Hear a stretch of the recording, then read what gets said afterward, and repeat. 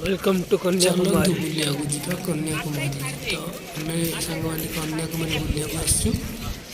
ତ ଆପଣ ଦେଖିପାରୁଥିବେ କନ୍ୟାକୁମାରୀ ଲୋକେସନ୍ ବର୍ତ୍ତମାନ ଇଏ କେତେଟା ଟାଇମ୍ ମିନିମମ୍ ଯାହାହେଲେ ହେବ 4:30 ପାଖାପାଖି।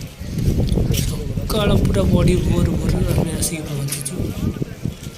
ବର୍ଷା ବି ହେଇଛି ଭାଇ, ଦେଖିବ ତ ପ୍ରବଳ ବର୍ଷା ହେଇଛି। ଆଡ଼େ ଲାଇଟ୍ ବି ଲାଗିଛି, ଦେଖନ୍ତୁ ପୁରା ସୁନସାନ ଏରିଆ। ଅଳ୍ପ କୁଚିତ କେମିତି ଲୋକ ଅଛନ୍ତି, ନହେଲେ ପୁରା ସୁନସାନ।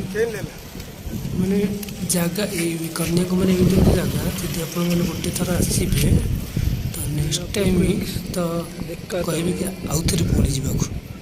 ଏଇଠି ଦେଖନ୍ତୁ ସମୁଦ୍ର ଭିତରେ ଆମ ବିବେକ, ଏଠି ଦେଖନ୍ତୁ ସମୁଦ୍ର ଭିତରେ ସାର୍ ଠାକୁର ବିବେକାନନ୍ଦ ଯାହା ବି କହିପାରନ୍ତି।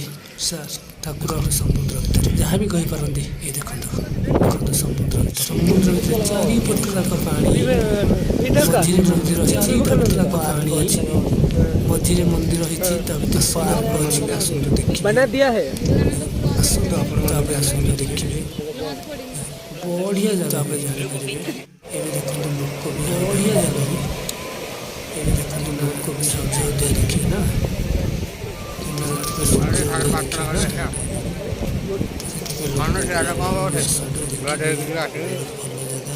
ଆପଣ ବି ଆସିବେ ଦେଖିବେ, ଦେଖନ୍ତୁ ଭଲ ଜାଗା।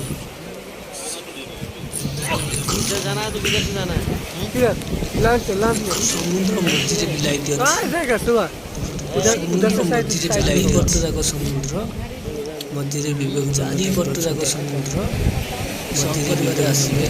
ବହୁତ ଭଲ ଜାଗା, ସପରିବାରେ ଆସିବେ। ଏଠି ବହୁତ ଭଲ ଜାଗା। ଯେକୌଣସି ସାମାନ କିଣାକିଣି କରିବେ ଶସ୍ତାରେ ପାଇଯିବେ। ଯେକୌଣସି ସାମାନ କିଣାକିଣି କରିବେ ଶସ୍ତାରେ ପାଇଯିବେ।